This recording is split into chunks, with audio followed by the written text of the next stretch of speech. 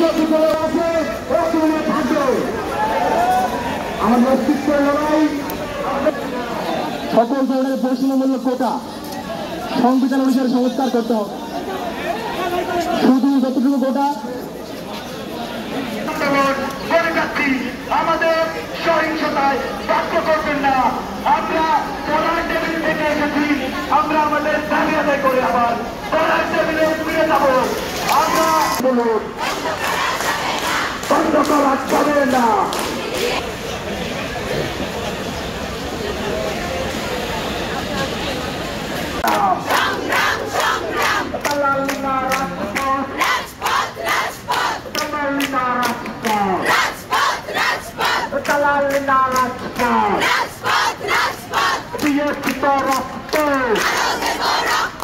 রক্তের বন্যায় ভেসে যাবে অন্যায়, রক্তের বন্যায় ভেসে যাবে অন্যায়। দিয়েছি তো রক্ত, পুলিশ দিয়ে আন্দোলন, হামলা করে আন্দোলন, মামলা দিয়ে আন্দোলন, রক্তের বন্যায়।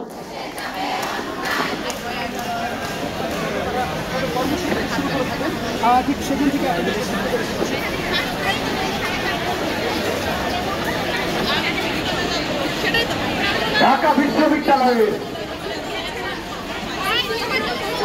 আমাদের মাঝে অনেক বহিরাগতকে আমরা দেখতে পাচ্ছি যারা নাশকতার উদ্দেশ্যে আমাদের শান্তিপূর্ণ মিছিলে অংশ নিয়েছে। আপনারা আশেপাশে সরে আসবেন, তারা জবাব দিতে যাবে শিক্ষার্থীরা।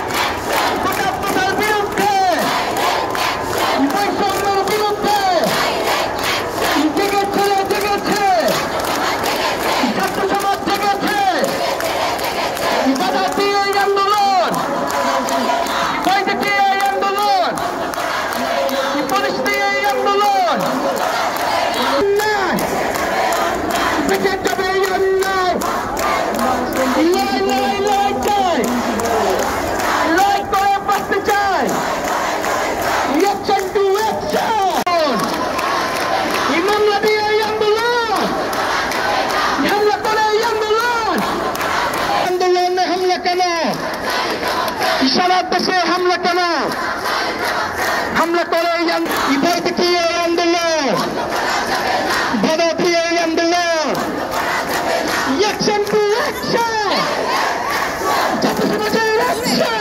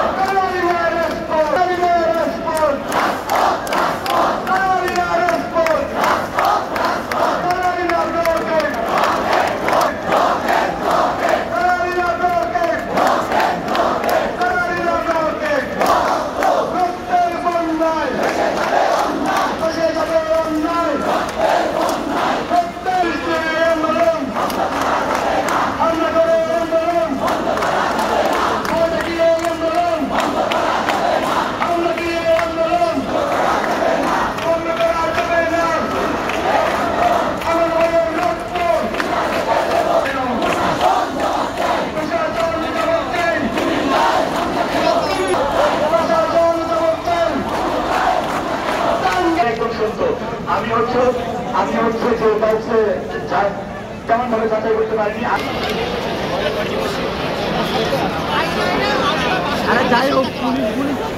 আমরা স্পষ্ট বলে রেখেছি এই বিষয়টি সরকারের একটা আজকে হাইকোর্টের বক্তব্য সেই বিষয়টি রিয়েস্ট্রিট হয়েছে, সেই বিষয়টি প্রতিষ্ঠিত হয়েছে।